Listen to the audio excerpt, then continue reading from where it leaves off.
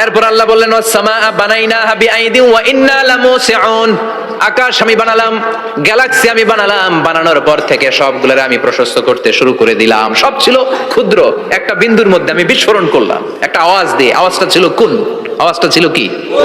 জোরে কোন, আবার কোন, কুন ফায়া। ইন্নামা আমরুহু ইযা আরাদা শাইআন আন ইয়াকুলা লাহু কুন ফায়াকুন। আল্লাহ যখন কিছু করতে চান শুধু বলেন কুন, শুধু বলেন বি, কোন মানে বি, ইট ওয়াজ, এটা হয়ে যায়। হাও বলতে দেরি। এই মহাবিস্ফোরণের নেপথ্যে যে শব্দটা ছিল সেটা ছিল কুন, সেটা ছিল কি? আল্লাহ কুন বলতে দেরি, মুহূর্তের মধ্যে বিগ ব্যাং, বিশাল এক্সপ্লোশন, তারপর থেকে মহাবিশ্ব ছড়াচ্ছে।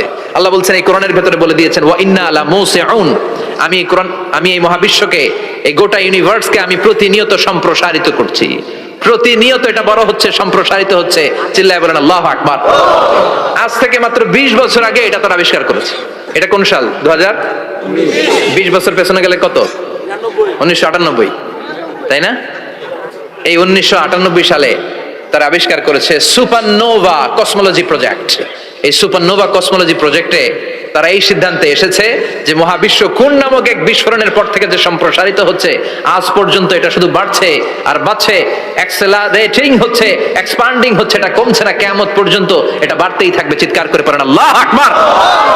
এজন্য আল্লাহ বললেন ইয়াসিন ওয়াল কোরআনিল হাকিম, বিজ্ঞানময় প্রজ্ঞাময় কোরআনের শপথ। এই কোরআনের ভেতরে আমি কসমোলজির কথা বলেছি, অ্যাস্ট্রোলজির কথা বলেছি, জিওলজির কথা বলেছি, ফিজিক্সের কথাও বলেছি। সুবহানাল্লাহ। ফিজিক্স মানে কি? পদার্থ। পদার্থের সবচেয়ে বড় উপাদান হচ্ছে লোহা। লোহার কথা কিন্তু কোরআনে নাই। আছে? কই আছে? হ্যাঁ, সূরাতুল হাদিদ, লোহার নামে একটা সূরা দিয়েছে আল্লাহ কোরআনে। সুবহানাল্লাহ পড়বেন না? সূরার নাম সূরাতুল হাদিদ। সূরার নাম কি? চিল্লায় বলেন সূরার নাম সূরাতুল হাদিদ। হাদিদ মানে লোহা। আল্লাহ বললেন ওয়া আনজালনাল হাদিদা ফীহি বাসুন শাদীদ।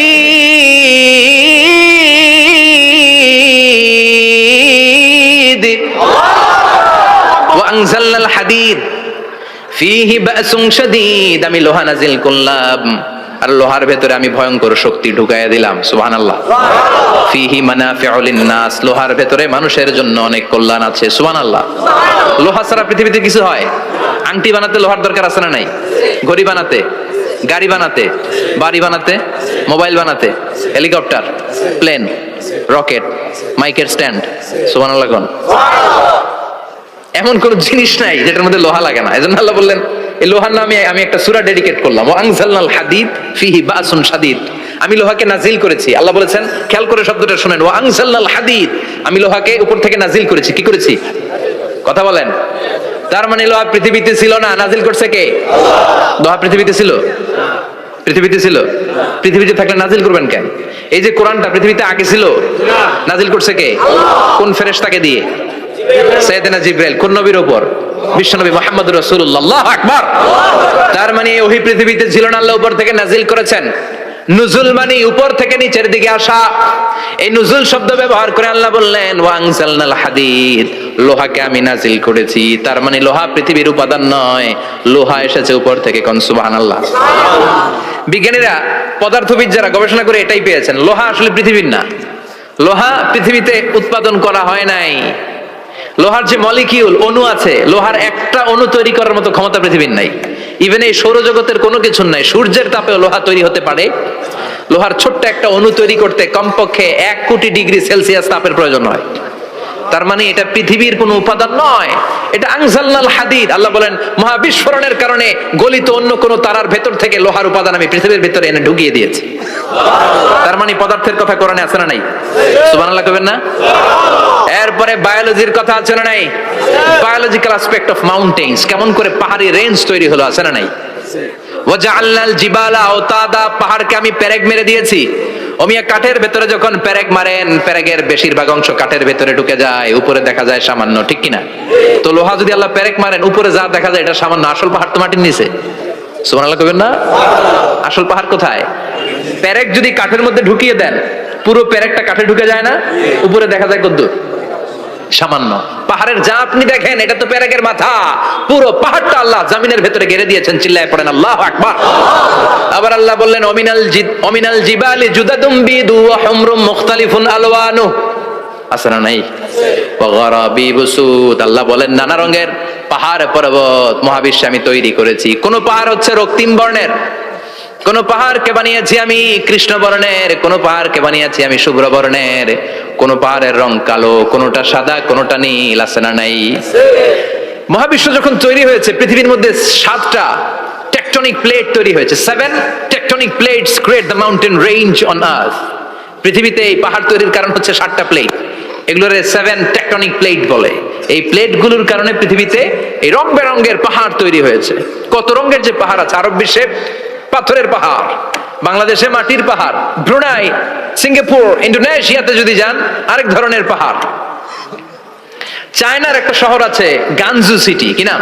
এই গানজু সিটিতে একটা পাহাড় আছে রেইনবো মাউন্টেন, ওখানে 7 রঙের পাহাড় পাওয়া যায় এক জায়গায়। সুবহানাল্লাহ কইবেন না?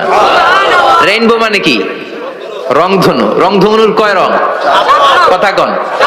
ছোটবেলা আমরা মুখস্থ রাখতাম বেনিয়া সহকলা, বেতে বেগুনি, নিতে নীল, আতে আসমানি, শতে সাদা, হতে হলুদ, কতে কালো, লাতে লাল। সুবহানাল্লাহ নাই?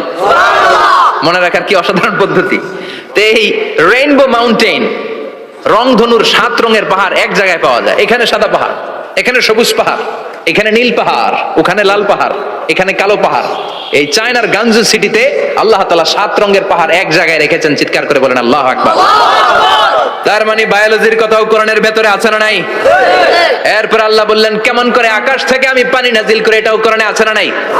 আমরা ছোটবেলা পড়েছি ওয়াটার সাইকেল, হাইড্রোলজিক্যাল সাইকেল, কেমন করে সূর্যের তীব্র তাপ সাগর থেকে পানিকে জলীয় বাষ্প করে উপসে নেয়, উপরে নিয়ে সেটাকে পুঞ্জীভূত করে দেয়, ঘনীভূত করে দেয়, মেঘ হয়ে যায়, সেখান থেকে ঝিরি ঝিরি ঝিরি ঝিরি বৃষ্টি পড়ে, আছে না নাই?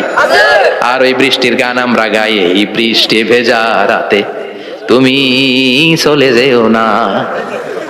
ওই বৃষ্টি পেয়ে আল্লাহর কাছে দোয়া করে না বিশ্বনবী বলেন রহমতের বৃষ্টির নিচে দাঁড়িয়ে কেউ যদি হাত তুলে দোয়া করে ওই দোয়া কবুল করে কে? আল্লাহ।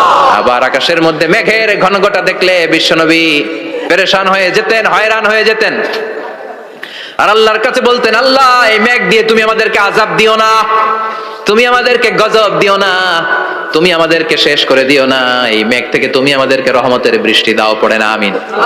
বৃষ্টি দেখলে বিশ্বনবী বলতেন আল্লাহুম্মা সাইয়িবান নাফিআ, ইয়া গাউসু আগিসনা গাউসান মুগীসান মারিয়ান মারিআন নাফিআন গায়রা দার আজিলান গায়রা আজিল। হে আল্লাহ এই বৃষ্টি থেকে তুমি ঠান্ডা রহমতের পানি দাও। কি দাও? আল্লাহ মেঘ দে পানি দে ছায়া দে রে তুই, আল্লাহ মেঘ দে, পড়েন পড়েন, আল্লাহ মেঘ দে পানি দে ছায়া দে রে তুই, আল্লাহ মেঘ দে। এই ওয়াটার সাইকেলের কথা আল্লাহ বলেছেন। আলাম তারা আন্নাল্লাহ ইউসজি সাহাবান, কাফের নাস্তিক যেগুলো সমাজের আবর্জনা খড়কুটা, ওরা কি দেখে না কেমন করে আমি বাতাসকে জলীয় বাষ্প করে আকাশে তুলি, বায়ুমণ্ডলে নিয়ে যাই, সুম্মা ইউআল্লিফু বাইনাহুম, জলীয় বাষ্পগুলারে তখন আমি ঘনীভূত করি, সুম্মা ইয়াজআলুহু রুকামান, এরপরে আমি মেঘে পরিণত করি, ফাতারাল ওয়াদকা ইয়াখরুজু মিন খিলালিহি, তারপরে মেঘের ভেতর থেকে ঝিরি ঝিরি ঝিরি ঝিরি বৃষ্টি নাজিল করে কে?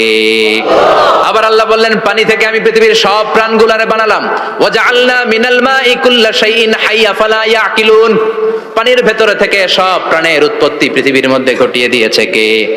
বিজ্ঞানীরা স্বীকার করেছে পৃথিবীতে যত প্রাণ পাওয়া যায়, যত প্রাণের ব্লুপ্রিন্ট পাওয়া যায় সব এসেছে পানি থেকে। চিৎকার করে বলেন কোথা থেকে?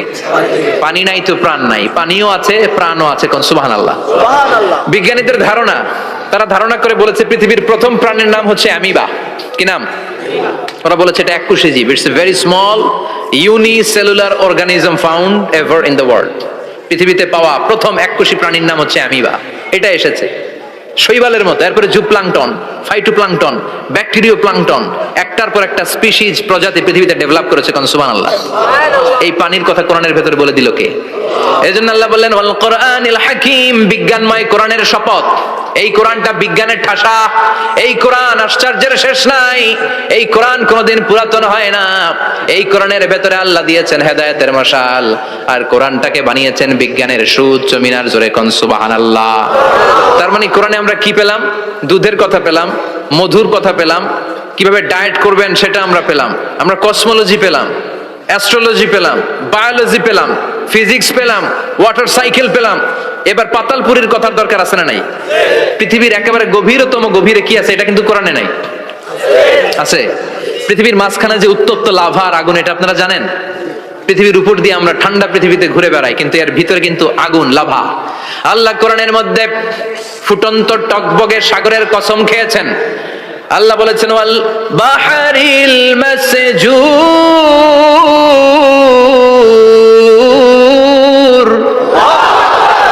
আমি কোরআনের ভেতরে ফুটন্ত টকবগে সাগরের পানির কসম খেলাম, পড়েন সুবহানাল্লাহ। সাগরের পানির ফুটন্ত টকবগে সাগরের পানির কসম। সাগরের পানি আবার ফুটন্ত হয় কি করে? পানি কি হয়? ঠান্ডা। পানি কি? কথা বলেন। আল্লাহ পৃথিবীর ভেতরকার কথা চিন্তা করে বলেছেন ওয়াল বাহরিল মাসজুর। ইউনাইটেড স্টেটস অফ আমেরিকার নেভাল একাডেমির সায়েন্টিস্টরা এই আয়াতের উপর রিসার্চ করেছে যে সাগরের ভেতরে আবার এই ঠান্ডা পানির ভেতরে আবার উত্তপ্ত আগুনের লাভা আসলো থেকে। রিসার্চ করার জন্য তারা সাগরের ভেতরে পাইপ ঢুকিয়েছে। পাইপ ঢুকাতে ঢুকাতে অনেকগুলো লেয়ার তারা পার করেছে। রূপান্তর শিলার স্তর, পাললিক শিলার স্তর, আগ্নেয়গিরির শিলার স্তর, মার্বেল পাথরের অনেকগুলো শিলার স্তর পেরিয়ে যাওয়ার পরে তারা পাইপ ঢুকানোর পরে দেখতে পেয়েছে পাইপগুলো গলে যায়। পাইপগুলো কি হয়? তার মানে ভিতরে কি আছে? গত কয়েক মাস আগে জাপানে কিছু জিওলজিস্ট, ভূতত্ত্ববিদ, তারা গবেষণা করে পৃথিবীর এক মাথা থেকে আরেক মাথায় যেতে চাচ্ছে, মানে প্রতিপাদ স্থান। বাংলাদেশের এখান থেকে ছিদ্র করলে আপনি দক্ষিণ আমেরিকার চিলির সান্টিয়াগোতে যেয়ে উঠবেন। কথা বুঝতে পেরেছেন? তার মানে বাংলাদেশের প্রতিপাদ স্থান হচ্ছে দক্ষিণ সাউথ আমেরিকার চিলির সান্টিয়াগো। আবার ইন্ডিয়া থেকে ছিদ্র করতে করতে পৃথিবীর আরেক মাথা দিয়ে উঠবেন। সুবহানাল্লাহ বলেন। এটা তারা শুরু করেছে, কিন্তু এখনো সফল হয় নাই। ইউএস এর নেভাল একাডেমির সায়েন্টিস্টরা পাইপ ঢুকাতে ঢুকাতে দেখে একটা পর্যায় শেষে পাইপ আর ঢুকানো যায় না। পাইপগুলো পৃথিবীর ভেতরে যেতে যেতে গলে গলে পানি হয়ে যায়। সুবহানাল্লাহ কইবেন না? এই রিসার্চ প্রজেক্টের যিনি চিফ, উনি বললেন bring the waterproof pipe from America. America থেকে ওয়াটারপ্রুফ পাইপ নিয়ে আস। আমার এমন পাইপ লাগবে গবেষণা করার জন্য যে পাইপ আগুনে জ্বলে না। ওয়াটারপ্রুফের মধ্যে আগুন লাগালে আগুন ধরবে? বুলেট প্রুফে বুলেট মারলে বুলেট ঢুকবে? মাননীয় প্রধানমন্ত্রী শেখ হাসিনা যে গাড়িতে করে চড়ে, এটা বুলেট প্রুফ কার? গুলি মারলে ঢুকবে? আবার গুলি মারতে যায় না, 14 গোষ্ঠী উদ্ধার করে ছাড়বে আপনার, খবরদার। তো আমেরিকা থেকে ফায়ার প্রুফের পাইপ নিয়ে আসা হলো। নেভাল একাডেমির চিফ সায়েন্টিস্ট পাইপ ঢুকাতে আরম্ভ করলেন। ঢুকাতে ঢুকাতে পৃথিবীতে কিন্তু অনেকগুলো স্তর আছে। যে বালু মাটি, সব কিন্তু বালু মাটি নয়। আপনি খুঁড়তে খুঁড়তে পেয়ে যাবেন পাললিক শিলা, এরপরে রূপান্তরিত শিলা, এরপরে মার্বেল পাথরের শিলা, এরপরে শুরু হবে গরম আগ্নেয়গিরির শিলা। ওই শিলার ভেতরে এমন আগুন আল্লাহ রেখেছে, নেভাল একাডেমির সায়েন্টিস্টরা ফায়ার প্রুফের পাইপ ঢুকাতে ঢুকাতে একটা লেভেল যাওয়ার পরে দেখে যে ফায়ার প্রুফের পাইপও গলে গলে মুহূর্তে পানি হয়ে যায়। তার মানে ভেতরে এমন আগুন আল্লাহ রেখেছে, ওই আগুনের তুলনায় পৃথিবীর আগুনের মতো নয়। ওই আগুনটাই জাহান্নামের আগুন। আবার বিজ্ঞানীরা গবেষণা করে ওই আগুনের মধ্যে মানুষের চিৎকার শুনেছে। এজন্য হাদিসে এসেছে আল্লাহর ওলিরা, মুমিন বান্দারা মারা গেলে তাদের রূহগুলো আকাশে চলে যায়, ইল্লিনে চলে যায়। আর কাফের মুশরিক আর নাস্তিক গুলো মারা গেলে তাদের আত্মাগুলো পৃথিবীর মাঝখানে সিজ্জিনে চলে যায়। ওই সিজ্জিনের ভেতরে আগুন আছে না নাই? চিল্লায় বলেন। তার মানে পাতালপুরীর কথাও আছে, সাগরের কথাও আছে, আকাশের কথাও আছে। কেমন করে দুনিয়াতে আমরা আসলাম সেটাও আছে। এমব্রয়োলজি, ভ্রূণতত্ত্বের কথা কোরআনে আছে না নাই? পৃথিবীতে আল্লাহ কয়েক সিস্টেমে মানুষ বানালেন। সৈয়দনা আদমকে বানালেন, মাও নাই বাবাও নাই। সৈয়দনা আদম আলাইহিস সালামের বাবার নাম কি? মায়ের নাম কি? মাও নাই বাবাও নাই। আবার সৈয়দনা ঈসা আলাইহিস সালামকে আল্লাহ তৈরি করলেন, শুধু মা আছে বাবা নাই। আবার আমাদের সবাইকে আল্লাহ বানালেন, মাও আছে বাবাও আছে, ঠিক কিনা? এরপরে ছোট্ট এক ফোঁটা নাপাক থেকে আল্লাহ আমাদেরকে বানালেন।